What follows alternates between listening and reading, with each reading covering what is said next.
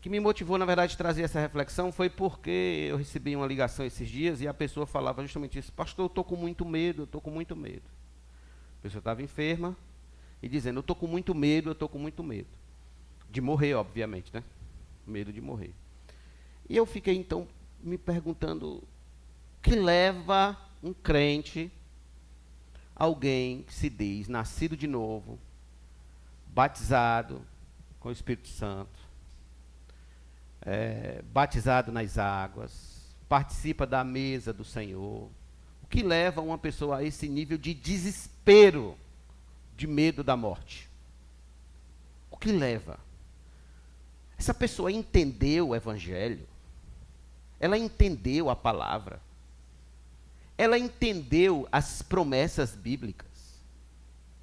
Será se ela conseguiu entender o que é que ela vem fazer na comunhão dos santos, num culto, na igreja, no estudo da palavra?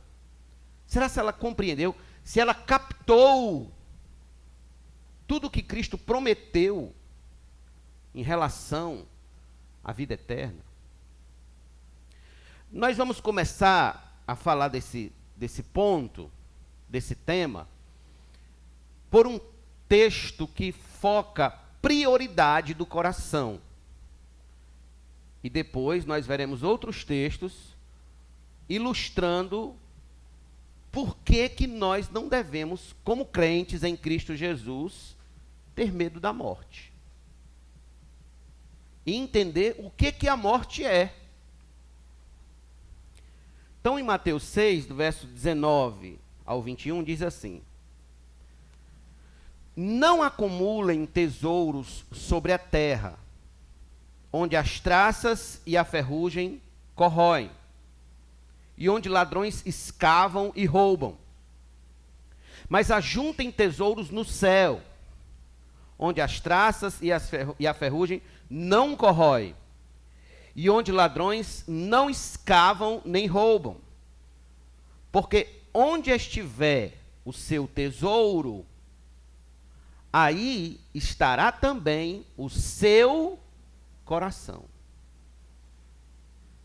Preste atenção aqui.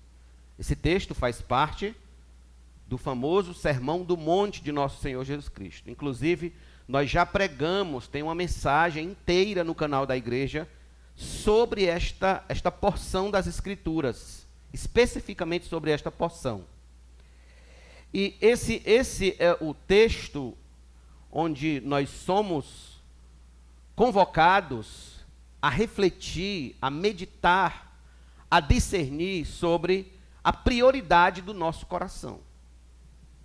A prioridade do nosso coração define muito das nossas angústias, dos nossos temores, das nossas ansiedades, dos nossos medos, das nossas agonias de alma, dos nossos desesperos. Ou, por outro lado, as prioridades que temos em nosso coração definem a nossa alegria, a nossa esperança, a nossa paz, o nosso consolo, o nosso conforto, a nossa segurança, a nossa vida de um modo leve, em paz. Porque se o seu tesouro está aqui neste mundo, o que você não entendeu do Evangelho? Você não entendeu o que o Evangelho fala sobre vida eterna, que é a vida após a morte. Você não entendeu isso. Você não compreendeu isso. Você ainda está na mentalidade de que aqui se nasce, aqui se vive, aqui se morre e se acaba. Então você vai viver a vida preocupado com o quê? Com as traças, com a ferrugem e com o ladrão. E isso vai angustiar você, vai agoniar a sua alma, vai fazer você viver uma vida de desespero constante, de desespero o tempo todo, com medo da traça, da ferrugem e do ladrão que escava. Por quê? Porque para você só existe essa vida, esse mundo, essa existência. Só existe o aqui e o agora. Como dizia Nietzsche, a vida é um hiato entre dois nadas. Ou como dizia Albert Camus, a vida é uma grande piada. Então, você está olhando para a vida nessa perspectiva, por esse ângulo, por essa lente. Você está enxergando a vida apenas como aqui e agora. Então, o que é que você está fazendo com o seu tempo? O que é que você está fazendo com as suas energias? O que é que você está fazendo com a sua atenção? O que é que você está fazendo com o seu intelecto, com a sua força, com o seu físico? Você está juntando tesouro aqui. Então, qualquer coisa que ameace esse tesouro, qualquer coisa que ameace a sua vida aqui, lhe abala por completo. Lhe abala profundamente. Então, agora, tragamos isso para o tema da morte. O tema do dia em que tudo isso vai findar, acabar. Vai ser o dia em que a traça lhe venceu. O dia em que o ferrugem lhe venceu. E o dia em que o ladrão conseguiu lhe vencer. Porque na sua cabeça, o seu tesouro está aqui. Mas Jesus deu outra dica, olha, não acumulem tesouros aí, não façam das traças, dos ladrões, da ferrugem, não façam disso o Senhor sobre o coração de vocês, a quem vocês devem viver atemorizados, tentando por todos os lados guardar esse tesouro que vocês têm aqui neste mundo. Então Jesus vai para a dica positiva. Ele falou da negativa, então ele vai para a positiva. Mas ajuntem tesouros no céu.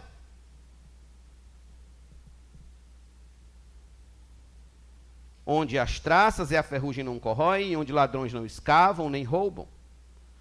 Em outras palavras, enriqueçam-se no céu. Invistam no céu.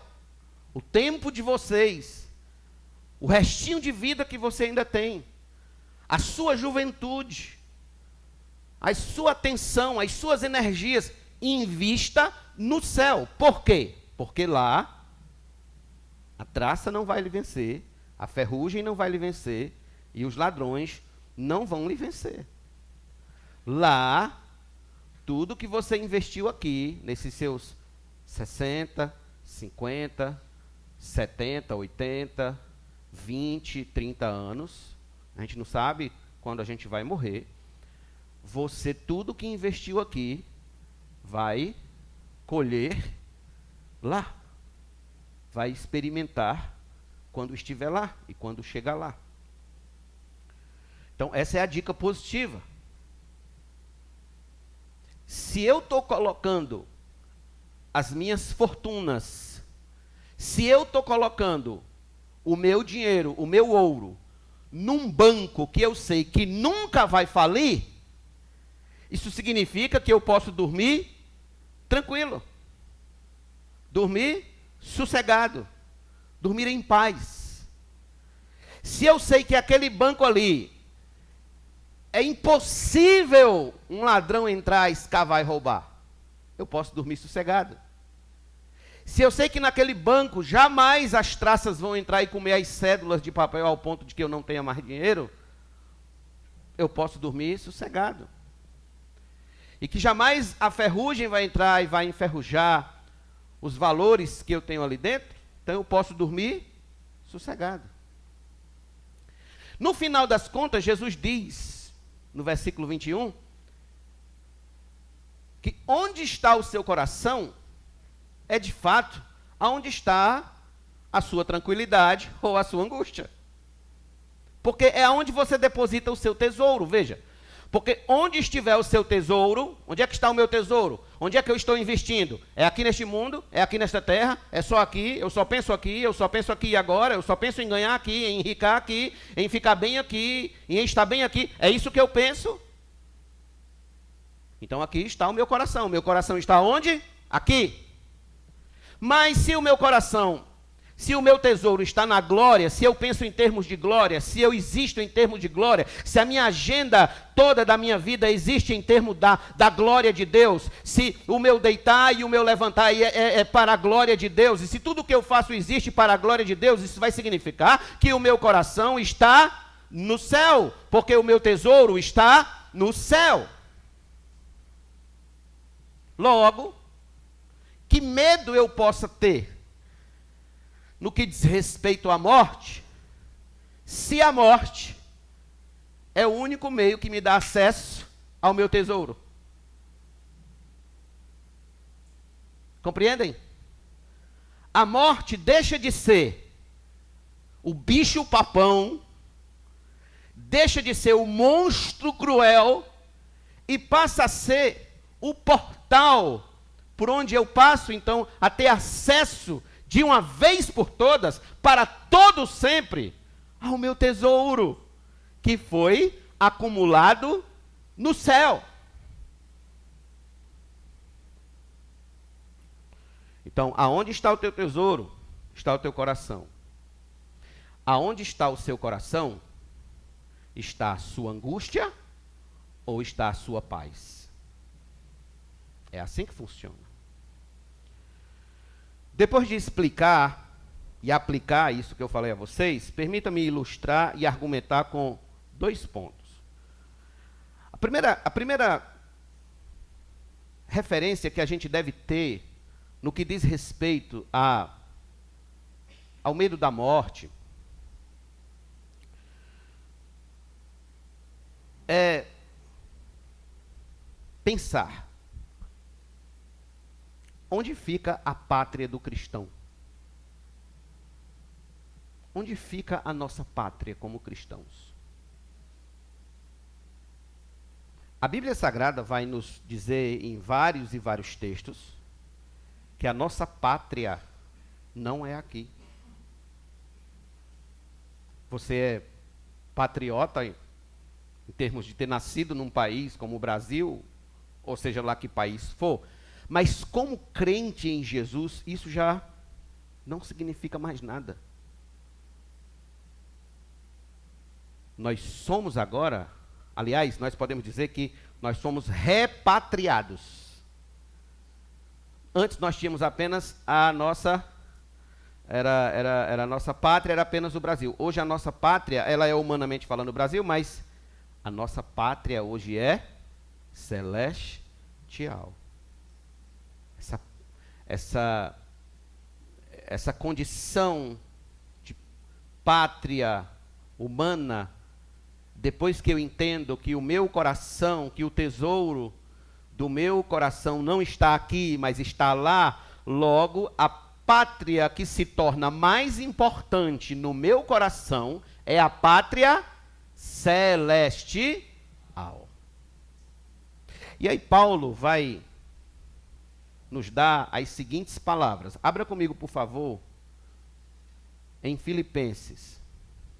Lembre que sempre que Paulo estava escrevendo uma carta, ele estava escrevendo com o intuito, com algumas intenções de consolo, de conforto, de esperança. E a fim de consolar os irmãos, a fim de que os irmãos permanecessem firmes, perseverantes, olhando adiante, olhando para frente, olhando avante. Paulo diz o seguinte, Filipenses 3, verso 20. Pois a nossa pátria, a pátria de quem? A pátria da igreja, a pátria dos crentes em Jesus. Pois a nossa pátria está nos céus, de onde também aguardamos o Senhor Jesus Cristo. Veja, olha em que ele começa chamando a nossa atenção. Que a nossa pátria está nos céus.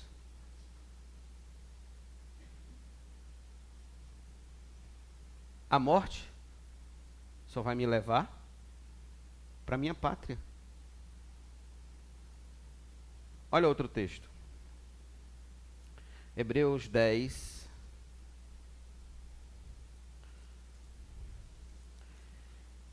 E esse texto, irmãos, sempre que eu leio esse texto, eu fico a me perguntar: Senhor, eu me converti mesmo a Ti?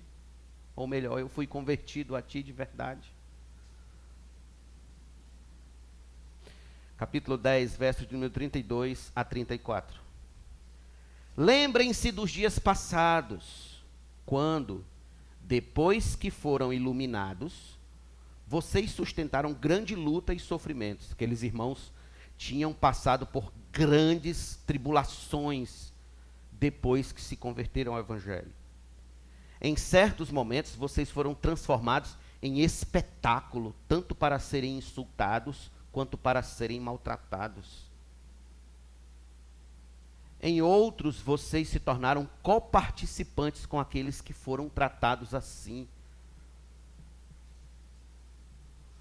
Porque vocês não apenas se compadeceram dos encarcerados, dos que estavam presos por causa do Evangelho, mas também aceitaram com alegria a expoliação dos seus bens, porque sabiam que tinham patrimônio superior e durável. Olha que texto magnífico temos aqui, irmãos. Eles preferiram, eles aceitaram com alegria perder os seus bens em generosidade aos irmãos que estavam também sendo perseguidos, sendo maltratados. Eles optaram por assumir a identidade. Eu também sou crente, feito ele ali. E por essa razão de assumir a identidade, de se colocar ombro a ombro no caminho com aqueles irmãos que estavam sendo perseguidos, eles perderam os seus bens. Vamos colocar nos dias de hoje: perderam o carro, o governo chegou e tomou carro, tomou casa, tomou roupa, tomou comida, tomou dinheiro, bloqueou contas no banco, colocando em dias de hoje, obviamente, para que os irmãos possam entender. Sabe como foi que eles reagiram? Como que eles ficaram? Qual o sentimento que tinha no coração deles quando eles viram tudo isso ser tomado deles? O texto diz: aceitaram com alegria.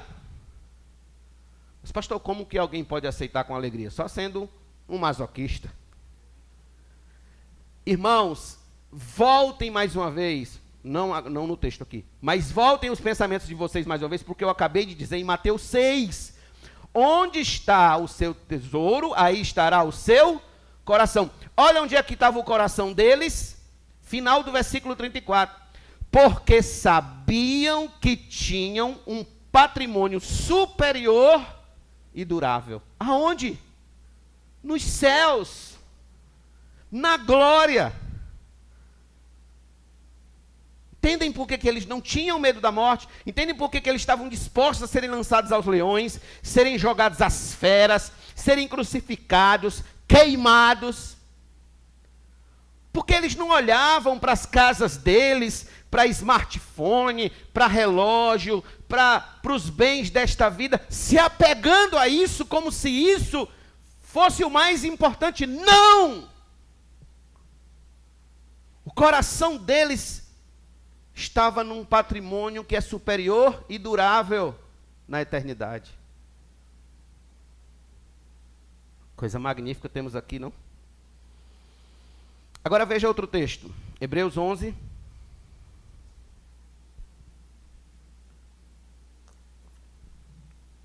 Verso de número 13 a 16.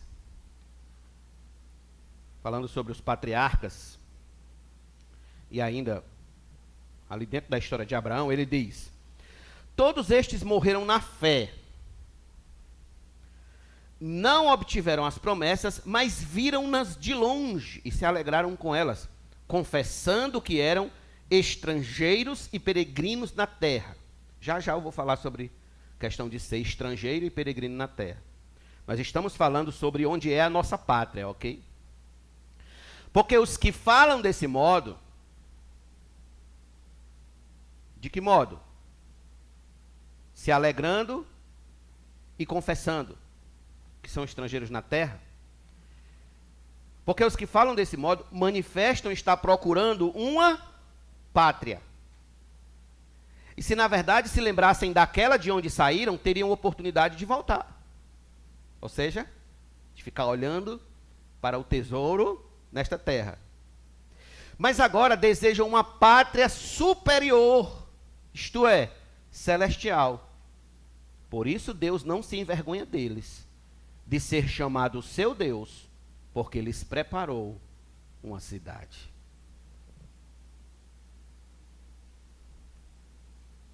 Esses irmãos, eles sabiam o que estavam passando, mesmo lá no Antigo Testamento. Eles sabiam como estavam caminhando, em quem estavam crendo, para onde estavam indo, qual era a grande esperança do coração deles. Essa pátria superior, essa pátria celestial, esta cidade a qual Deus preparou para eles. Ainda em Hebreus, capítulo número 13, versículo número 14. De fato, não temos aqui cidade permanente, mas buscamos a que há de vir. Aqui está, meus irmãos, em primeiro lugar, a referência do cristão em termos de sua pátria. Onde está a pátria do crente? Meramente aqui? Não. Não. Vocês entendem por que tem gente que se lança para ser missionário no Afeganistão, sabendo que se for pego vai morrer? Vocês estão entendendo por que tem gente que prefere abraçar o desconforto que o Evangelho propõe, prefere abraçar a cruz, prefere abraçar a dor, o sofrimento, mesmo sabendo das agruras, das tristezas, dos espinhos que enfrentará no caminho? Porque é exatamente isso aqui, versículo 14. Estão buscando a cidade que há de vir. Está com medo da morte?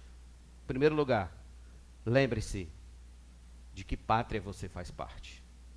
Não é essa aqui. Em segundo lugar, lembrem que o cristão é um peregrino nesta vida. Se a minha pátria não é aqui, e se eu estou aqui, o que é que eu estou fazendo então aqui? Peregrinando. Eu estou apenas de passagem. Nós estamos apenas de passagem. A Igreja Batista Memorial está apenas de passagem.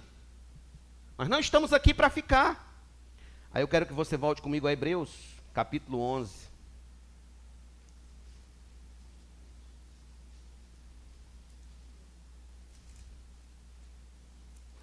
Hebreus 11, você veja comigo do verso número 8 a 10. Pela fé, Abraão, quando chamado, obedeceu, a fim de ir para um lugar que devia receber como herança, e partiu sem saber para onde ia. Se tornou peregrino.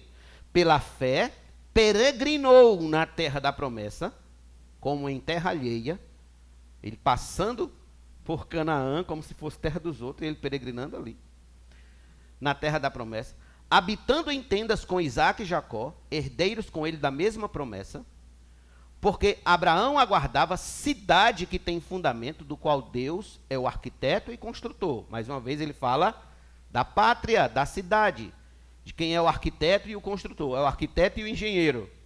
É Deus. Pela fé, veja, a própria Sara, apesar de não poder ter filhos, já ser idosa, recebeu o poder para ser mãe, pois considerou fiel aquele que havia feito a promessa.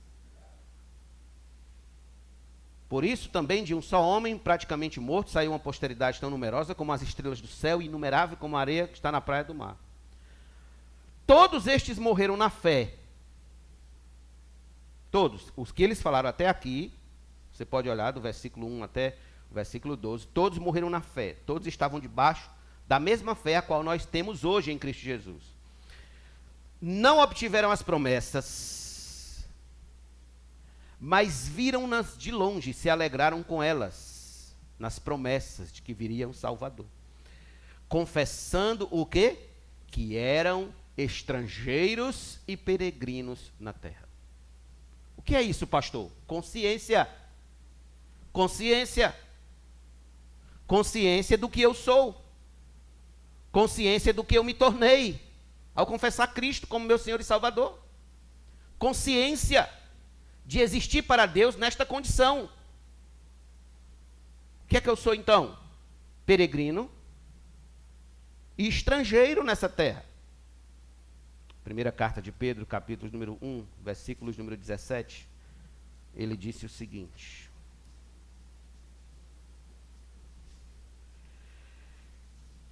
e se vocês invocam como Pai aquele que sem parcialidade julga segundo as obras de cada um, vivam em temor durante o tempo da peregrinação de vocês.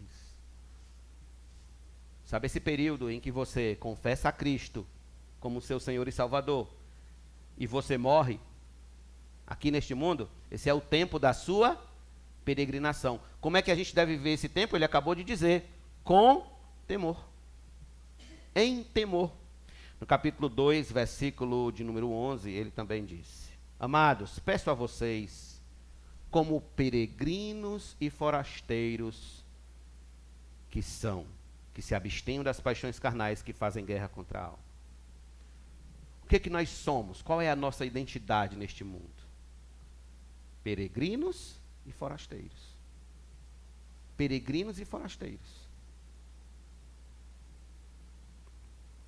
Não estamos aqui para ficar. Diga para quem está do seu lado: você não está aqui para ficar. Não estamos aqui para ficar. Logo, pouco importa se a gente vai partir hoje ou se a gente vai partir daqui a 100 anos.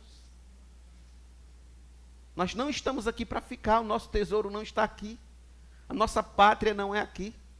Nós estamos apenas peregrinando, peregrinando, peregrinando. Vou pelos montes, não é assim que a gente canta? E pelos vales, e por aí se vai. Então, a gente está aqui apenas peregrinando. Talvez você se preocupe, mas pastor, a minha preocupação, na verdade, não é nem tanto assim quando eu vou, mas como eu vou. Se vai ser de acidente, se vai ser de bala perdida, se vai ser eu dobrar o joelho para orar e não levantar mais. Essa é a minha preocupação. Não se preocupe com isso. Não se preocupe. Quando Lázaro morreu, a Bíblia diz que os anjos vieram buscar ele. Não se preocupe, vai ter anjos lhe aguardando para lhe levar para o seio do Pai. No dia que você fechar os olhos neste mundo e abrir na eternidade, nunca mais você vai querer botar os pés aqui de novo. Neste mundo caído, neste mundo sofrido, cheio de pecado, de mazela, de desgraça, de homicídios, de adultérios, de falsidade, de hipocrisia, de mentira, de tudo que não presta. Nunca mais você vai querer botar os pés aqui. Porque você vai passar então a viver num lar, numa cidade, cujo patrimônio é superior e durável. Por isso que Paulo vai dizer em Filipenses capítulo 1, verso 21. Vocês lembram o que Paulo diz? Eu lembro, mas eu prefiro ler com vocês. Vamos lá. Filipenses 1,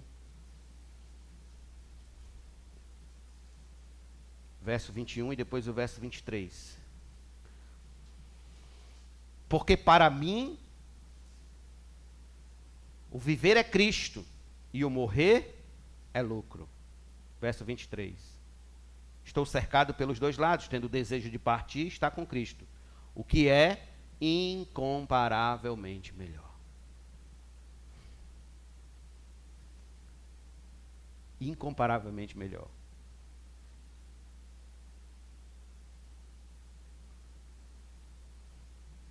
Colossenses, você está em Filipenses, dê um salto aí para Colossenses, que é o próximo passo. Aí eu vou dizer para vocês, aliás, vou reforçar o que eu já estou dizendo, o porquê que a gente teima em ter medo da morte. Sabe por quê? que a gente não faz isso aqui que Paulo nos orienta a fazer.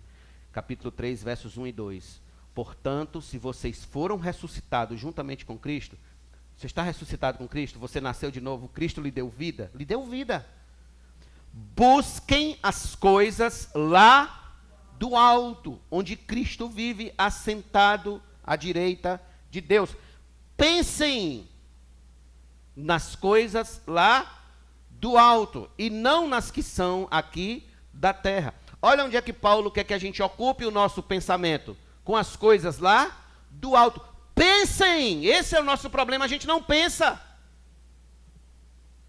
O nosso problema é que a gente não bota o nosso cérebro para funcionar em torno das realidades celestiais que já nos aguardam. Das promessas, da esperança. A gente vive tão focado, tão atento aqui, que a gente pouco para pensar nas coisas lá do alto. O que você imaginar que tem de bom aqui, neste mundo, pelas Escrituras, eu lhe garanto, no céu, é incomparavelmente melhor. Pense nas coisas lá do alto. Pense nas coisas lá do alto. Bote sua mente para funcionar pelas coisas lá do alto. Todo dia pense no céu. Pense como será você chegar no céu. Pense como será você encontrar irmãos no céu. Pense como será você viver com Cristo no céu para todo sempre. Pense como será você existir num lugar magnífico e maravilhoso para todo sempre. Espero que vocês tenham lido o que eu coloquei lá no grupo hoje da igreja do WhatsApp, as palavras de Jonathan Edwards. Que maravilha será a glória. É assim que a gente deve lidar com a morte. Como? Pensando nas coisas lá do alto. Então, se a minha pátria é lá, e se aqui eu sou apenas peregrino, o que significa então a morte no final? A passagem para lá. Acabou. Não existe nada dessa morte aí que tem pelas redes sociais, né? Essa morte de preto com uma foice. Não existe essa morte aí assombrando o povo para cima e para baixo. Isso aí é coisa das pinturas da Idade Média. Não é nada disso. O cristão não encara a morte por esse ângulo. A morte é apenas o portal que nos levará à pátria celeste, onde nunca mais seremos estrangeiros ou peregrinos. Porque lá é a nossa pátria. Como disse John Blanchard, quando um cristão é derrubado na terra, ele cai no céu. Se a morte lhe derrubar aqui, você cai no chão do céu. E de lá, nunca mais você se apartará. A citação que eu coloquei lá no grupo da igreja vem desse livro, Caridade e Seus Frutos, de Jonathan Edwards. E eu separei um trecho aqui, um pequeno trecho para ler para vocês, e eu peço que vocês me deem mais uma gota de paciência, que vale a pena ouvir. Olha o que Edwards diz. Naturalmente, todos nós desejamos descanso e tranquilidade. E se tivermos de obtê-lo, busquemos aquele mundo de paz e bendito descanso que aguarda o povo de Deus. Se tivermos interesse naquele mundo, então, quando tivermos essa consciência, deixaremos para sempre todos os nossos cuidados, problemas, fadigas, perplexidades e perturbações. No paraíso de Deus, descansaremos destas tormentas que se deflagram aqui, e todo o tumulto e trabalho cessará. Você que é pobre e se sente menosprezado por seus vizinhos e pouco apreciado entre os homens, não se preocupe demasiadamente com isso. Não se preocupe demais com a amizade do mundo, mas busque o céu, onde não existe tal coisa como menosprezo, e onde ninguém é desprezado, mas todos são muitíssimos estimados e honrados e profundamente amados por todos. Você que tem sofrido com muitos abusos e tem sido maltratado por outros, não se preocupe com isso. Não os odeie por isso. Mas deposite o seu coração no céu, naquele mundo de amor, e se apresse para aquela pátria superior, onde tudo é bondade e santo afeto. E aqui, como uma diretriz em como buscar o céu, ele vai dar 5 pontos. Primeiro, não deixe que seu coração vá após as coisas deste mundo como seu bem supremo. Segundo, você deve, em suas santas meditações e exercícios, engajar-se em discutir mais sobre pessoas, objetos e deleites celestiais. Paulo tinha acabado de falar, pense nas coisas celestiais. Terceiro, viva contente em enfrentar todas as dificuldades no caminho para o céu. Então você está caminhando para o céu, alegre-se em enfrentar todas as dificuldades do caminho. Quarto, em toda a sua jornada, que seus olhos estejam fixos em Jesus, aquele que subiu ao céu como o seu precursor. Quinto, se estiver caminhando rumo ao universo de amor, veja bem que você viva uma vida de amor a Deus e de amor aos homens. E para encerrar, ele diz: e assim, sendo feito pela graça, você tome posse da herança dos santos em luz. Quando mais uns poucos dias transcorrerem, você estará com eles em sua eterna bem-aventurança. Felizes, 3 vezes felizes são aqueles que assim forem achados fiéis até o fim, e então serão recebidos no gozo de seu Senhor. Ali é o tabernáculo de Deus com os homens. Deus habitará com eles, eles serão povos de Deus, e Deus mesmo estará com eles. E lhes enxugará dos olhos toda lágrima, e a morte já não existirá, já não haverá luto, nem pranto, nem dor, porque as primeiras coisas passaram. Nunca mais haverá qualquer maldição. Ali estará o trono de Deus e do Cordeiro. Os seus servos servirão, contemplarão a sua face, e na sua fronte está o nome dele. Então já não haverá mais noite, nem precisam eles de luz de candeia, nem da luz do sol, porque o Senhor Deus brilhará sobre eles, e reinarão pelos séculos dos séculos. Amém. Ele termina nesse trecho citando o Apocalipse 21. Mas lembrem, é lá, não aqui. É lá onde nós reinaremos com Cristo pelos séculos dos séculos. Amém. Oremos. Querido Deus, quão doce é a tua palavra, quão desafiadora é a tua palavra aos nossos corações.